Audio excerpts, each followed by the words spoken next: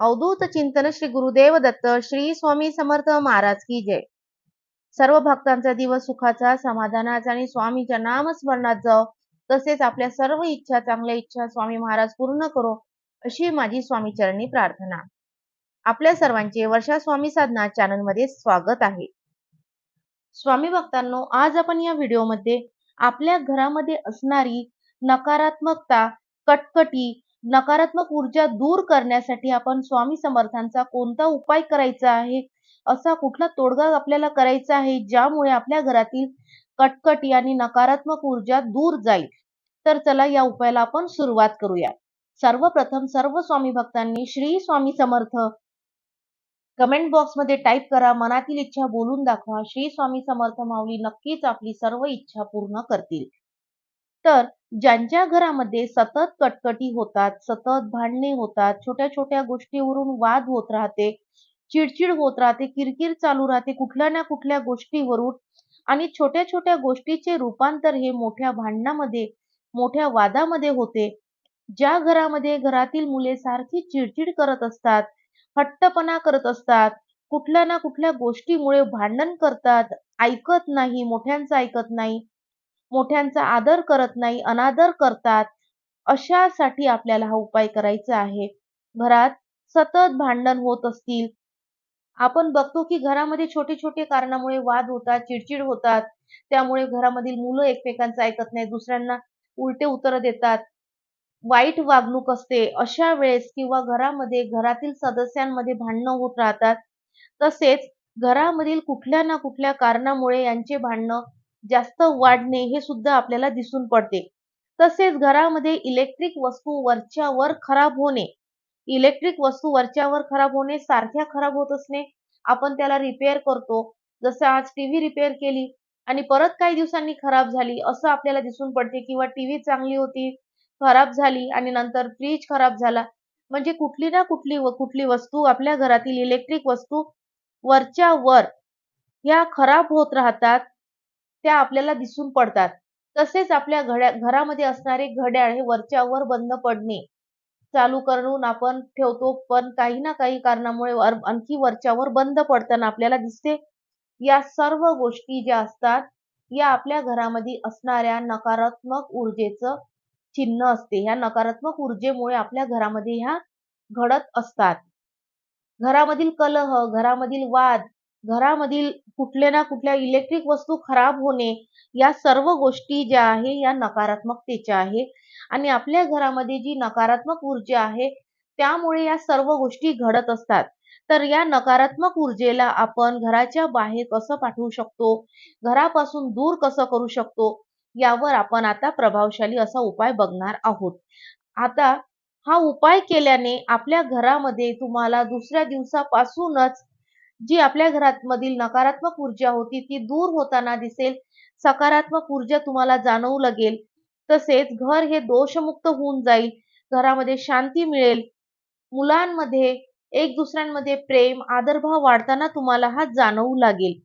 तर यासाठी आपल्याला हा उपाय करायचा आहे, आणि असा हा प्रभावशाली उपाय नक्की सर्वांसाठी आहे, घरामधील प्रत्येक सदस्यासाठी आहे, ज्यांनी हा करून पाहायचा आहे। त्यामुळे आपल्या घरामध्ये नक्कीच याचा आपल्याला लाभ होईल। बरेचदा आपण हे सुद्धा बघतो की घरातील सदस्य जे आहे घरामध्ये थांबत नाही, त्यांना घराच्या बाहेर जास्त चांगलं वाटतं, घराच्या बाहेर त्यांना चांगलं करमतं, घरामध्ये थांबलं की त्यांना चिडचिड होणे, मूड ऑफ होणे, त्यांना असं फील होत असतं। तर यासाठी सुद्धा नकारात्मक ऊर्जा असते, ज्यामुळे त्यांना या घरामध्ये, आपल्या घरामध्ये फ्रेश वाटत नाही, करमत नाही, किंवा बाहेर चांगलं वाटत असतं।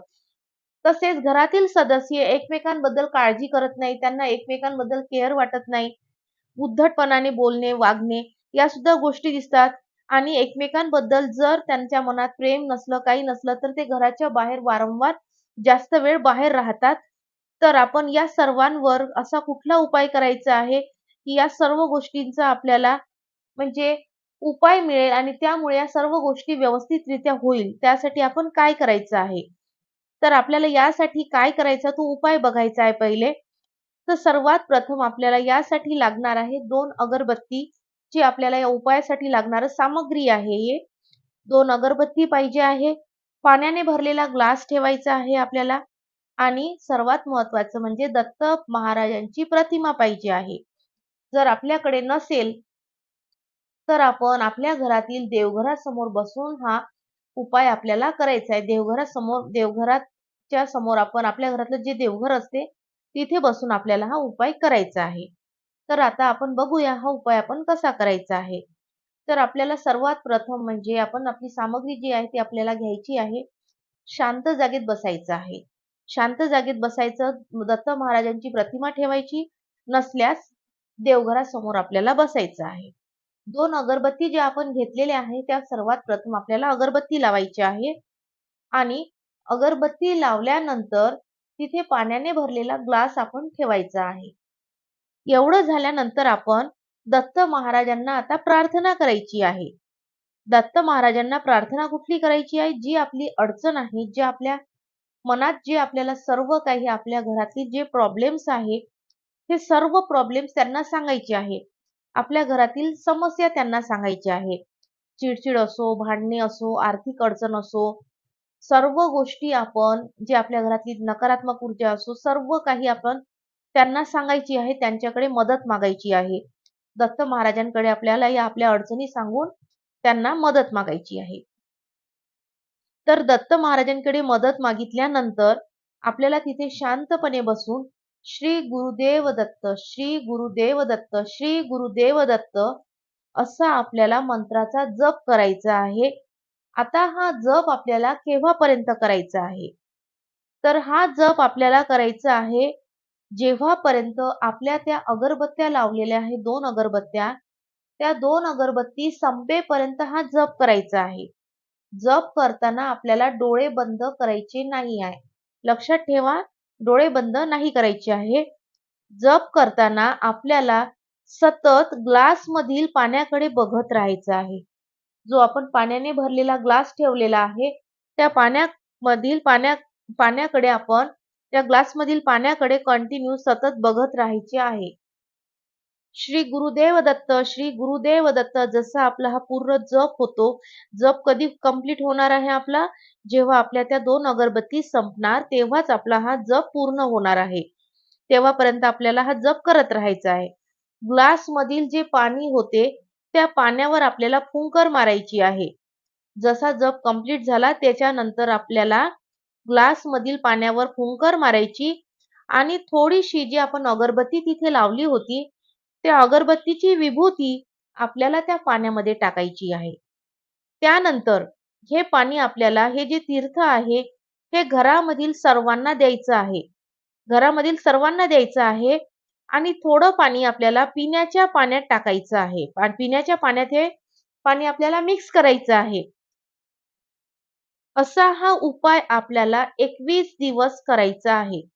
नियमितपणे खंड न पडता असा आपल्याला हा उपाय जो आहे दत्त महाराजांचा, आपल्याला हा उपाय 21 दिवस सतत करायचा आहे, नियमितपणे करायचा आहे. कुठल्याही गोष्टीमुळे यामध्ये खंड पडू द्यायचा नाही.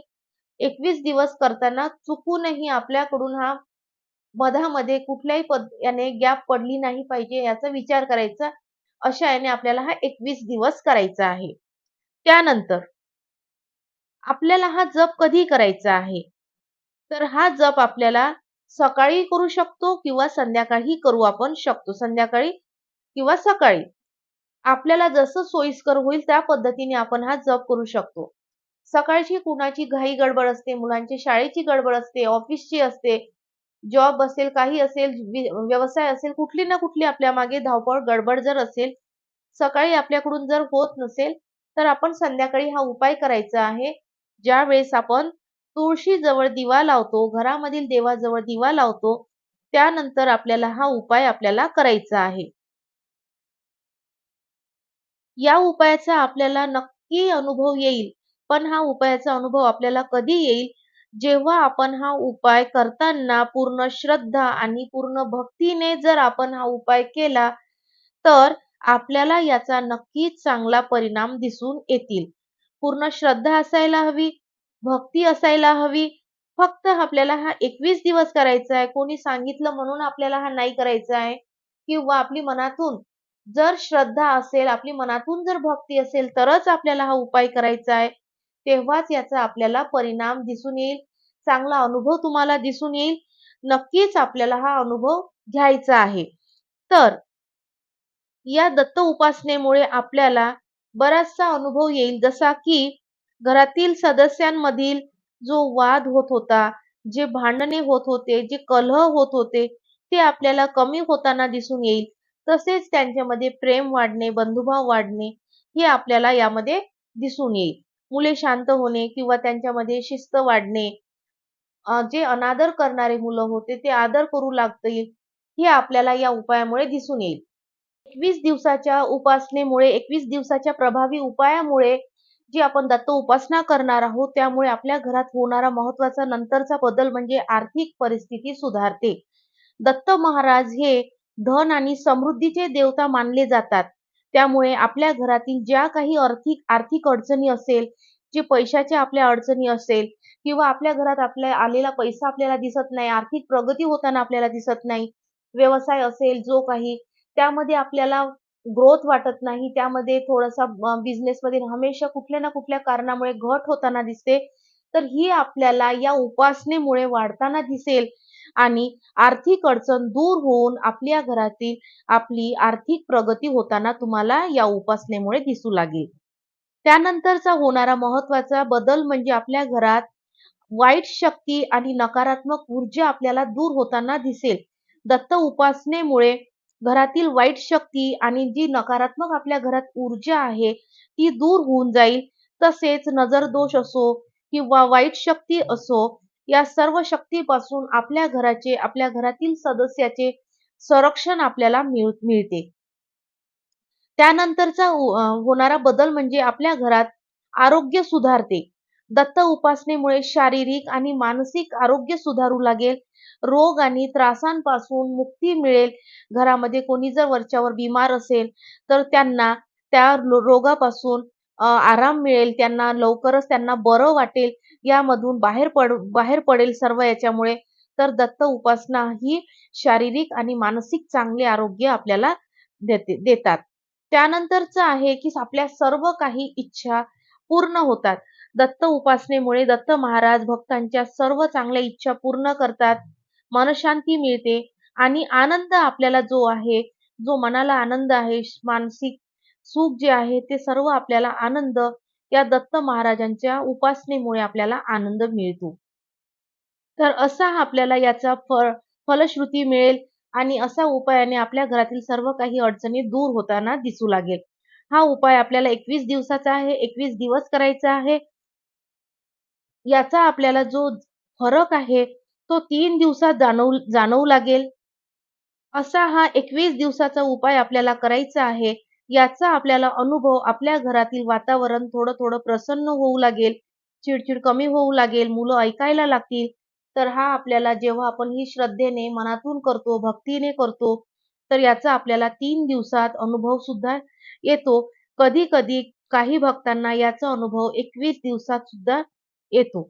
तर असा हा उपाय आपल्याला करायचा आहे.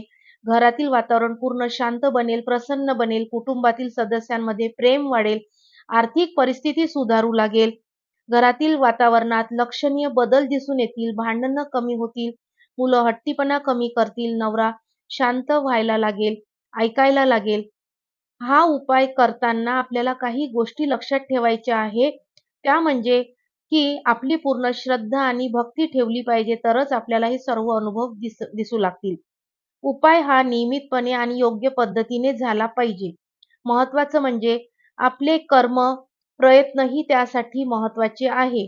कुठल्याही गोष्टीसाठी आपले प्रयत्न करणे, आपले कर्म करणे हे महत्त्वाचे आहे. जशी आर्थिक परिस्थिती असेल, काही असेल, कुठल्याही उपायासाठी आपण हा प्रभावी उपाय करत असेल, त्यावेळेस आपल्याला आपले कर्म करणे, आपले प्रयत्न करणे हे या गोष्टीला महत्त्वाचं जोड आहे. ते आपल्याला करायचं आहे. सोबत या गोष्टी ठेवायच्याच आहेत. त्यानंतरच आपल्याला या गोष्टीचे अनुभव मिळतील.